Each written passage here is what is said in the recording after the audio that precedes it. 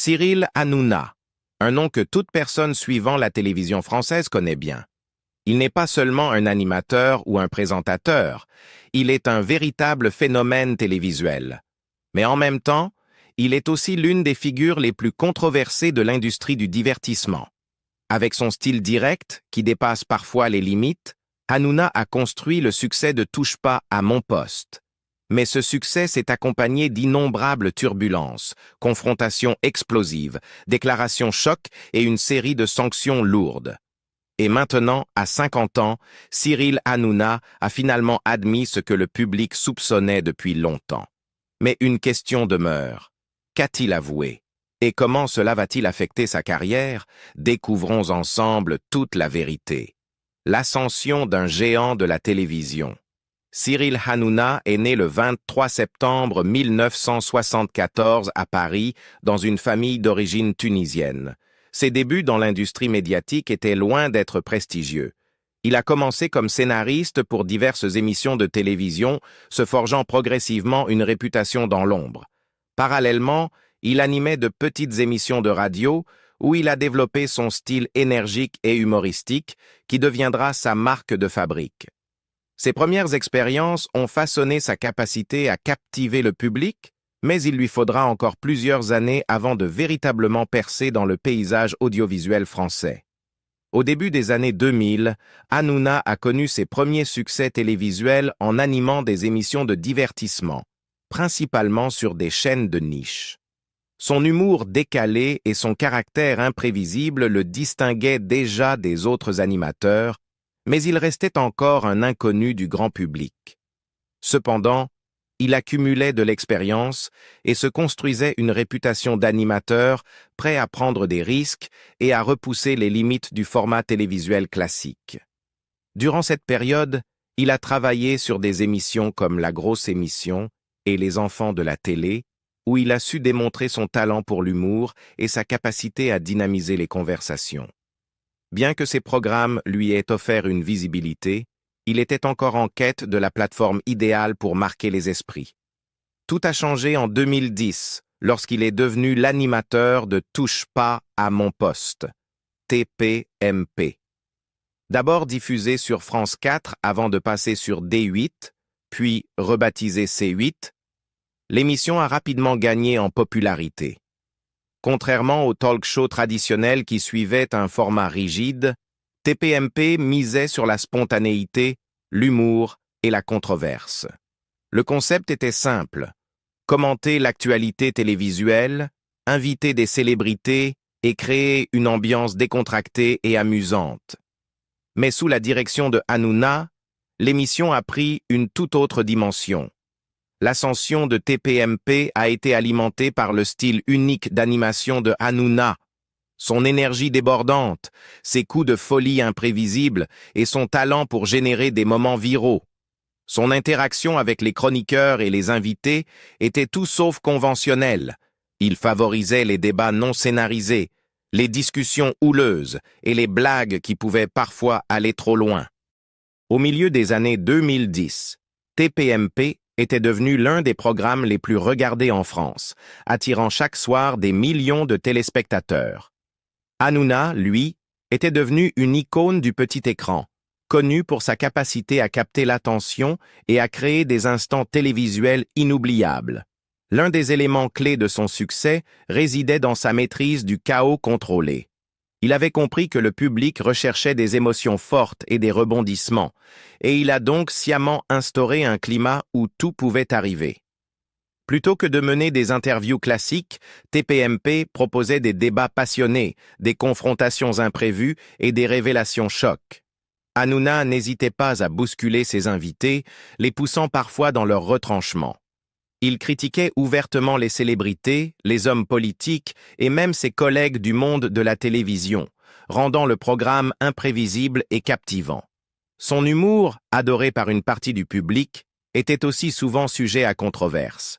Il aimait piéger ses invités et ses chroniqueurs avec des canulars, certains étant perçus comme hilarants par ses fans, tandis que d'autres suscitaient l'indignation. Cette frontière floue entre divertissement et provocation est devenue une caractéristique de sa carrière. Avec la gloire sont également venues les polémiques. Le style sans filtre de Hanouna a fait de lui l'une des personnalités les plus polarisantes du paysage audiovisuel français. Au fil des années, TPMP s'est retrouvé au cœur de nombreux scandales, allant de disputes en direct à des démêlés judiciaires. Hanouna lui-même a été critiqué pour ses blagues jugées offensantes, ses conflits publics et même des accusations de diffamation. Certains l'ont accusé de créer un environnement de travail toxique, tandis que ses admirateurs louaient son audace et sa volonté de bousculer les conventions. L'un des incidents les plus marquants a eu lieu lorsqu'il a piégé un invité dans une séquence jugée homophobe, entraînant l'une des plus grosses amendes jamais infligées à une émission de télévision française. Ce n'était qu'un des nombreux problèmes légaux auxquels il a dû faire face, les régulateurs sanctionnant fréquemment TPMP pour avoir franchi les limites de ce qui était considéré comme acceptable à l'écran. Malgré les controverses, Hanouna est resté fidèle à lui-même, rejetant souvent les critiques et redoublant d'intensité dans son style provocateur. Ironiquement, ces scandales ont parfois renforcé son influence. TPMP est resté une machine à audience, et Hanouna est devenu l'un des animateurs les mieux payés de France. Sa réussite ne s'est pas limitée à la télévision. Il a su transformer sa notoriété en véritable empire médiatique. En négociant des contrats lucratifs, en produisant des émissions dérivées et en s'assurant un contrôle direct sur la production de TPMP, il a garanti que sa vision artistique resterait intacte. À la fin des années 2010, Hanouna n'était plus seulement un animateur, il était un magnate des médias. Son talent pour créer des buzz, générer du contenu viral et capter l'attention du public l'avait rendu incontournable dans l'univers du divertissement français. Le premier scandale, quand Hanouna a franchi la ligne. L'un des premiers grands scandales de la carrière de Cyril Hanouna a éclaté en 2020, marquant le début d'une longue série de démêlés judiciaires. Si la controverse avait toujours été un élément central de Touche pas à mon poste, cet incident a démontré que les paroles de Hanouna pouvaient avoir de réelles conséquences légales et financières. Le 25 février 2020, en direct sur TPMP, Hanouna a fait une déclaration choc. Il a affirmé que Yves Bouvier, un célèbre homme d'affaires et marchand d'art, était impliqué dans un scandale de prostitution en lien avec Zaya Dehar, une ancienne escorte qui avait fait la une des médias pour ses relations avec des personnalités influentes. L'accusation était explosive, car Bouvier était une figure respectée dans le monde de l'art et n'avait jamais été publiquement associé à de telles allégations. Mais il y avait un énorme problème. La déclaration de Hanouna était fausse. En réalité, la personne visée par l'enquête était Abou Sofiane Moustaïd, et non Yves Bouvier. Hanouna avait accusé à tort un homme innocent, et les conséquences ne se sont pas fait attendre. Yves Bouvier a immédiatement porté plainte contre Hanouna pour diffamation, affirmant que cette fausse accusation avait gravement nui à sa réputation. L'affaire a été portée devant la justice et le verdict n'a pas été en faveur de Hanouna. Le tribunal de Paris l'a reconnu coupable de diffamation, faisant de cette affaire la première condamnation officielle du présentateur pour des propos diffamatoires tenus à la télévision. À la suite du jugement, Hanouna a été condamné à une amende avec sursis de 500 € et a versé 2000 € de dommages et intérêts à Yves Bouvier. Bien que la sanction financière fût relativement faible par rapport aux lourdes amendes qu'il recevrait par la suite, ce verdict était symbolique. Il établissait un précédent juridique et prouvait que les déclarations audacieuses et non vérifiées de Hanouna pouvaient lui attirer de sérieux ennuis. Malgré ce revers judiciaire, Hanouna est resté défiant. Il a poursuivi l'animation de TPMP sans reconnaître publiquement son erreur et le format de l'émission n'a pas été modifié. Plutôt que d'adopter une attitude plus prudente, il a intensifié son approche controversée, allant même jusqu'à tourner en dérision ceux qui le critiquaient. Ce scandale n'était que le premier d'une longue série de problèmes judiciaires pour Hanouna. Au fil des années, son style provocateur lui vaudrait des amendes bien plus lourdes, des procès et des sanctions de la part des régulateurs de l'audiovisuel. Pourtant, Malgré cette liste croissante d'ennuis légaux, son public est resté fidèle, attiré par l'imprévisibilité et le chaos qui caractérisent sa carrière télévisuelle. L'affrontement avec Louis Boyard, quand la télévision est devenue un champ de bataille politique. Le 10 novembre 2022, l'un des scandales les plus explosifs de la carrière de Cyril Hanouna s'est déroulé en direct. Cette soirée allait changer à jamais la perception qu'avaient de lui le public, les régulateurs des médias et même les politiques, non plus seulement comme un animateur de télévision, mais comme une figure exerçant une influence considérable, pour le meilleur ou pour le pire. L'invité du soir dans Touche pas à mon poste était Louis Boyard, un jeune député au franc-parler représentant le parti de gauche, la France insoumise. À seulement 22 ans, Boyard s'était déjà fait un nom en politique, connu pour ses discours enflammés et sa dénonciation virulente des puissances économiques. Son passage dans TPMP devait être un moment de débat politique, mais il s'est rapidement transformé en quelque chose de bien plus intense et bien plus dommageable pour Hanouna. Au cours de la discussion, Boyard a attaqué frontalement Vincent Bolloré, l'un des magnats des médias les plus puissants de France. Bolloré, milliardaire influent, était propriétaire de Canal+, la maison mère de C8, la chaîne diffusant TPMP. Boyard l'a accusé d'avoir bâti sa fortune sur l'exploitation des ressources africaines, affirmant que ses pratiques économiques avaient des effets dévastateurs sur plusieurs pays du continent. N'importe quel autre animateur aurait saisi cette occasion pour modérer le débat, poser des questions difficiles mais équilibrées et permettre à chaque camp d'exprimer son point de vue. Mais Hanouna n'est pas un animateur comme les autres. Au lieu de rester neutre, il est immédiatement passé à l'offensive, non seulement en défendant Bolloré, mais en lançant une attaque personnelle contre Boyard. Alors que Boyard poursuivait ses critiques, Hanouna l'a interrompu à plusieurs reprises, haussant le ton et l'empêchant de terminer ses phrases. Puis, sous les yeux des téléspectateurs médusés, Hanouna a insulté Boyard en direct, le traitant de bouffon et de merde. La tension a atteint un niveau inédit lorsqu'Hanouna a évoqué le passé de Boyard, rappelant au public que ce dernier avait lui-même été payé en tant que chroniqueur dans TPMP avant de se lancer en politique. Sous-entendant qu'il était hypocrite de critiquer un système dont il avait profité, Hanouna a enfoncé le clou avec sarcasme et mépris. Les conséquences ont été immédiates et violentes.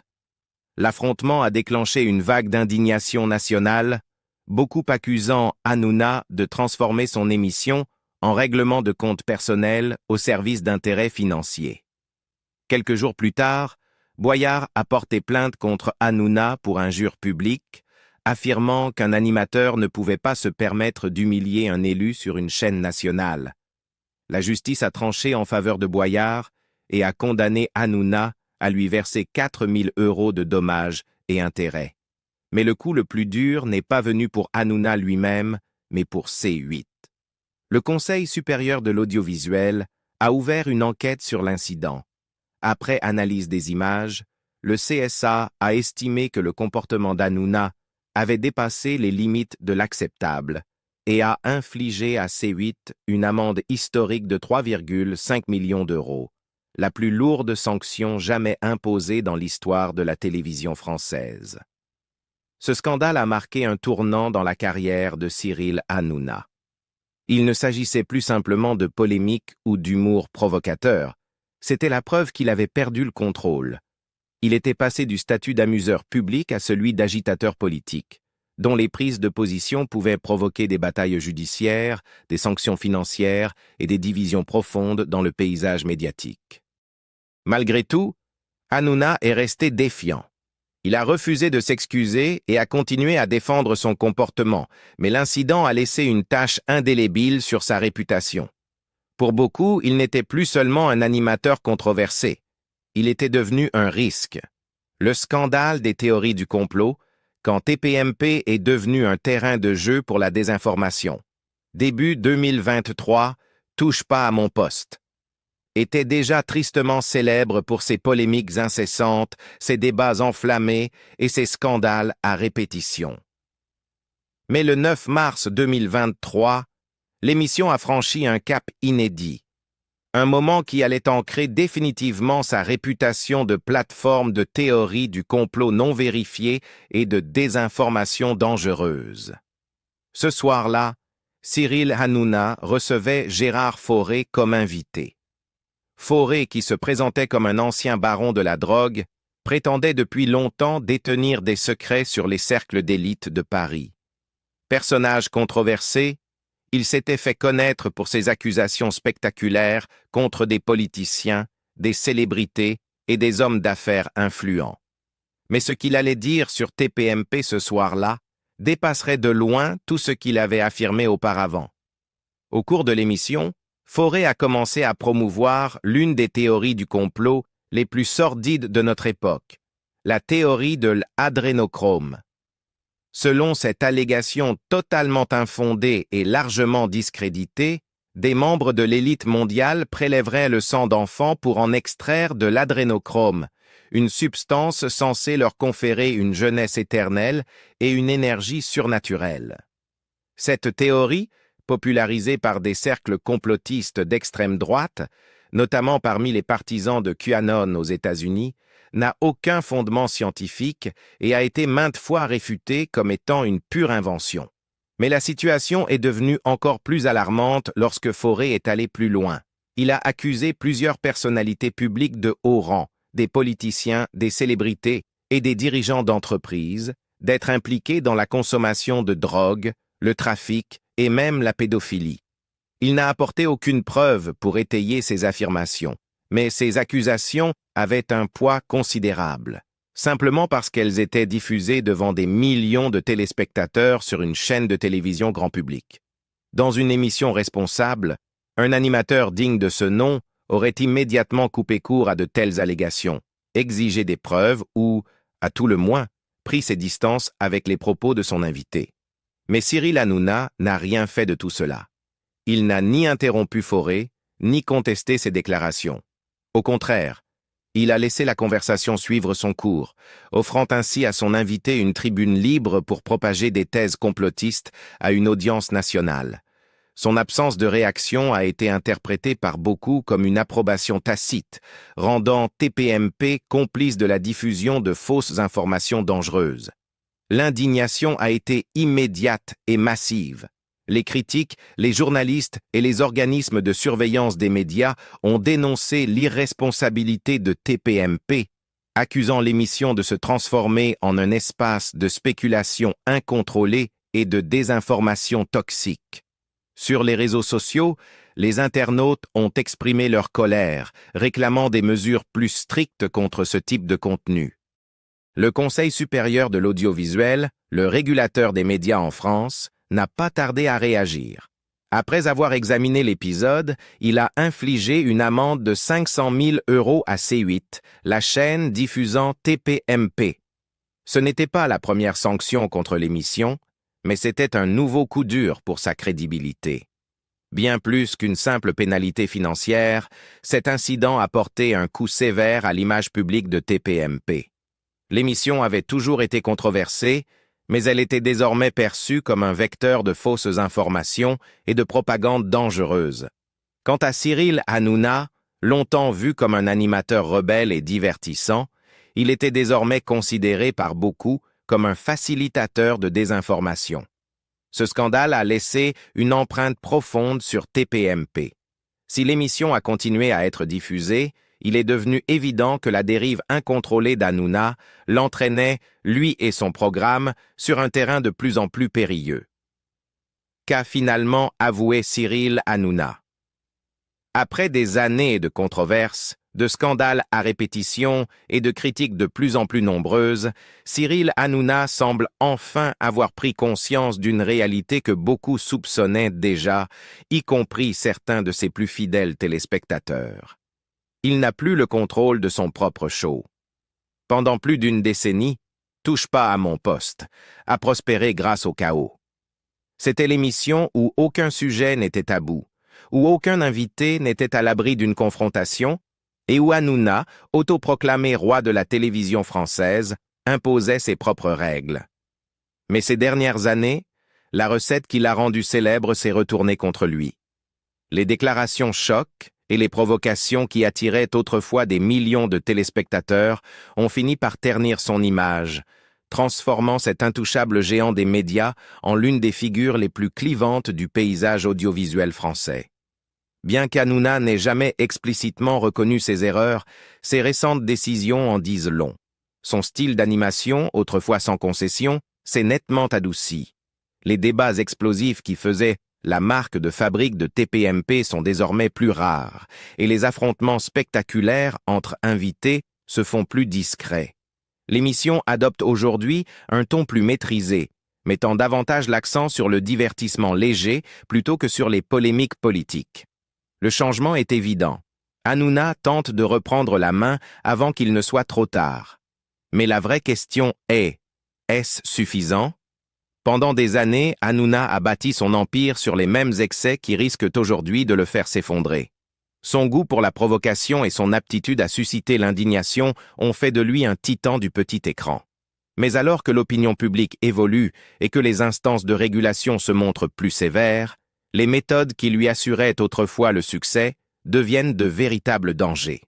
Les amendes records infligées à TPMP, les poursuites judiciaires, ainsi que la fronde des politiques, des journalistes et des téléspectateurs montrent bien que l'ère de la télévision sans limite touche peut-être à sa fin. Les récents ajustements d'Hanouna prouvent qu'il a conscience des enjeux. Il sait que s'il persiste dans cette voie, TPMP et sa propre carrière risquent d'en subir les conséquences irréversibles. En tentant de canaliser le chaos et de miser sur un divertissement plus traditionnel, il cherche à redorer son image et à sécuriser son avenir dans le paysage médiatique. Mais un tel changement est loin d'être évident. Les téléspectateurs qui regardaient l'émission pour ses clashs et son imprévisibilité pourraient ne pas apprécier cette nouvelle version plus lisse de TPMP.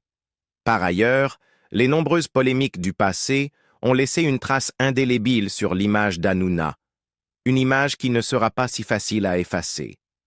Ceux qui l'admiraient pour son audace se demandent désormais si ce revirement est sincère ou s'il s'agit d'une simple manœuvre pour éviter de nouvelles sanctions. À l'approche de la cinquantaine, Hanouna se retrouve à un tournant de sa carrière. Va-t-il assumer cette nouvelle version plus contrôlée de lui-même et de son émission? Ou prendra-t-il le risque de s'accrocher à une formule qui l'a rendu célèbre, mais qui menace désormais de causer sa perte?